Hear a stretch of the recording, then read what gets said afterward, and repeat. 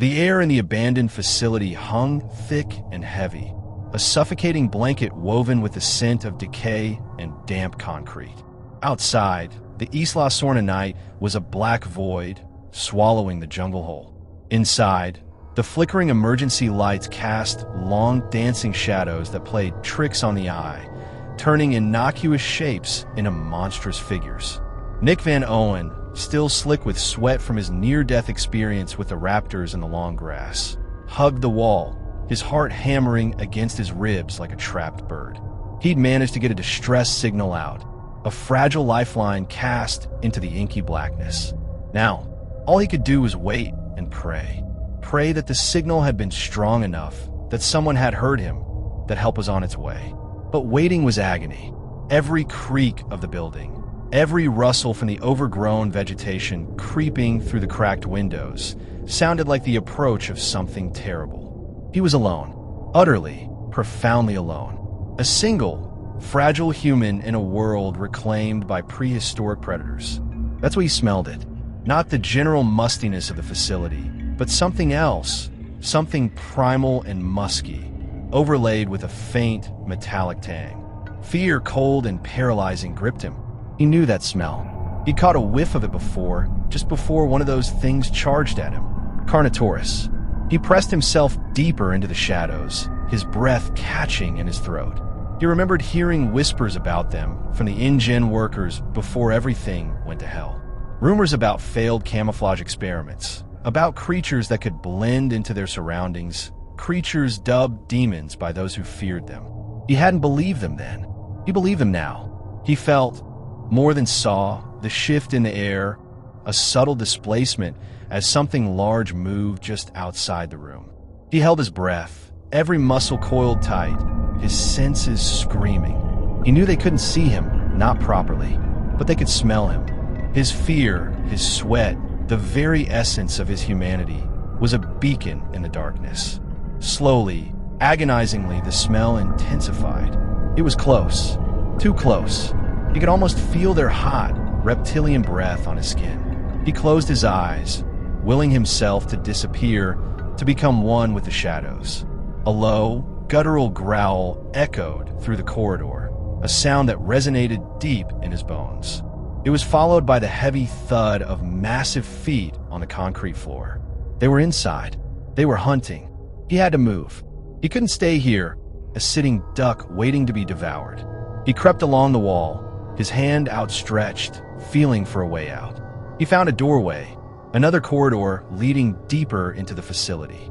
It was a gamble, venturing further into the unknown, but staying put was a death sentence. He slipped through the doorway and began to move as quickly and quietly as he could, his boots crunching on loose debris. The smell was still there, following him, a constant reminder of the invisible hunters on his trail. He could hear them now, the scrape of claws on concrete, the heavy panting, the occasional snort. They were getting closer. He stumbled through darkened rooms, past rusting machinery and decaying equipment. The facility was a labyrinth, a maze designed to trap and confuse. He had no idea where he was going, only that he had to keep moving, had to keep running. Then, he made a mistake. He kicked a loose piece of metal, sending it clattering across the floor. The sound, amplified by the silence, was deafening. The growls intensified, closer now, hungrier. He could feel their presence, their predatory focus locking onto his location. He broke into a run, his lungs burning, his legs aching. He rounded a corner and slammed into something solid, a wall. He cursed under his breath and spun around, desperately searching for another way out. And that's when he saw it. Not one Carnotaurus, but two. They were partially visible, their outlines flickering and shifting like heat haze, their camouflage technology clearly malfunctioning. But even in their partially cloaked state, they were terrifying. Immense, muscular, with thick, horned brows and rows of razor-sharp teeth. Their red eyes, glowing with predatory hunger, were fixed on him. His blood turned to ice. Two of them. He couldn't outrun them both. He was done for. He braced himself for the inevitable, for the searing pain, for the darkness. But then, something strange happened. The Carnotaurus hesitated. They snarled, their eyes darting around nervously. They seemed agitated. Then, just as suddenly as they had appeared, they turned and lumbered away, their growls fading into the distance. He stood there, frozen in disbelief, his body trembling. He couldn't understand it. Why had they left? Why hadn't they finished him? He slowly lowered himself to the floor, his back against the wall, his legs weak and shaky. He needed to understand. He needed to figure out what had just happened. He forced himself to calm down, to think rationally. He replayed the events in his mind, searching for any clue, any explanation. And then it hit him. He remembered the layout of the facility. He remembered the warnings from the InGen workers about certain areas that were off-limits, about territories claimed by different species. The Carnotaurus hadn't left because they lost interest. They had left because they were afraid of something else. He looked around, taking in his surroundings. He was in a different part of the facility now, a section he hadn't seen before. It was darker, more overgrown, more menacing. And then he heard it, a high-pitched, clicking sound like the chattering of teeth. He knew that sound. Raptors. He had stumbled into raptor territory. The Carnotaurus, for all their size and ferocity, wouldn't dare venture into this part of the facility. They were apex predators, yes, but they knew their limits. They knew that a pack of velociraptors was a force to be reckoned with, a pack that could strip the flesh from their bones in a matter of seconds. He had been saved by the raptors, saved by the very creatures he had been trying to avoid. But his relief was short-lived.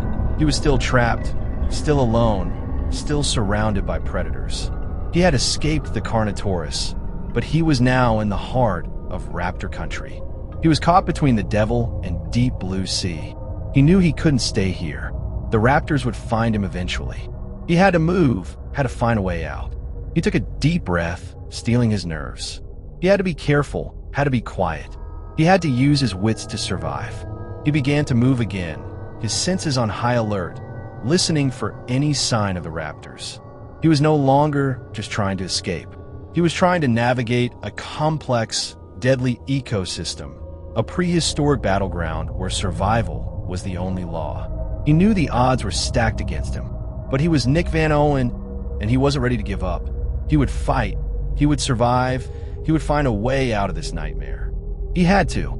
His only hope was that the rescue team would arrive soon, before the raptors found him, before the Carnotaurus decided to test the boundaries again, before the jungle reclaimed him completely.